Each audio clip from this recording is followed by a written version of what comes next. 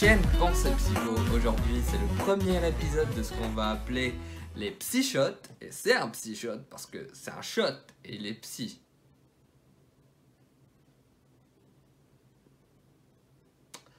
Bref. C'est le premier psychote de toute une longue série que je vais présenter ensuite mes collègues.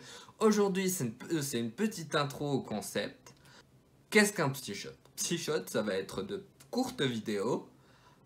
On va essayer de pas dépasser la dizaine de minutes, comme ça tout reste bref, où on présente les principes de base de la psychologie et la psychopathologie clinique.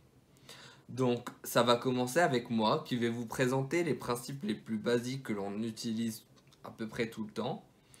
Et ensuite mes collègues présenteront des principes un peu plus développés. Je dirais pas qu'ils sont plus compliqués que ce que je vais présenter parce que ça peut paraître simple, mais en revenant dessus, j'ai remarqué que rien du tout. Aujourd'hui, je vais vous dire pourquoi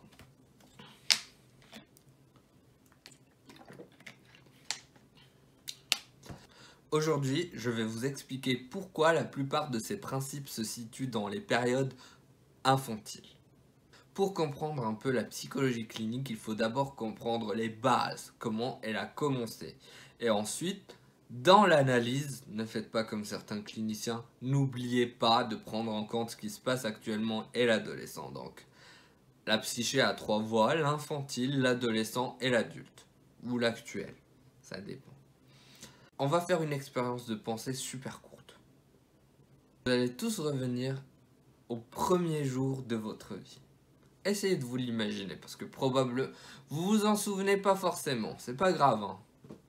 Personne ne s'en souvient. Mais bon. Premier jour de votre vie. Vous naissez. Bon, on va dire que la psyché naît ce jour-là parce que c'est plus simple, même si elle naît avant. On va pas dire qu'elle est tout à fait construite, hein, mais elle est là depuis le début.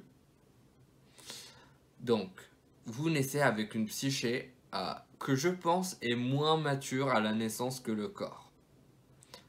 Comment et grâce à quoi et avec quoi cette psyché peut se développer et devenir ce qu'elle est pour vous actuellement. Je vais vous laisser y réfléchir un moment.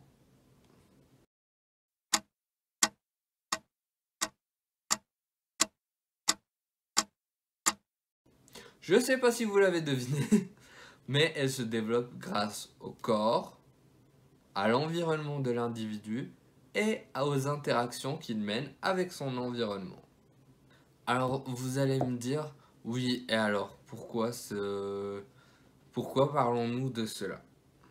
C'est parce que pour comprendre la psyché actuelle, il faut étudier et disséquer les stades primaires, archaïques et infantiles par lesquels on est à peu près tous passés.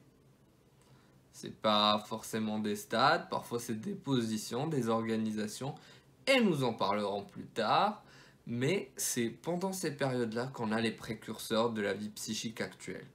Moi, personnellement, les sujets que je vais aborder avec vous, c'est la pulsion, les topiques psychiques, l'organisation oedipienne et phases d'organisation pulsionnelle, et je pense rajouter aussi les positions de développement psychique, les positions psychopathologiques telles que la position schizoparanoïde, la position dépressive, la position adhésive, la position mélancolique et la position maniaque.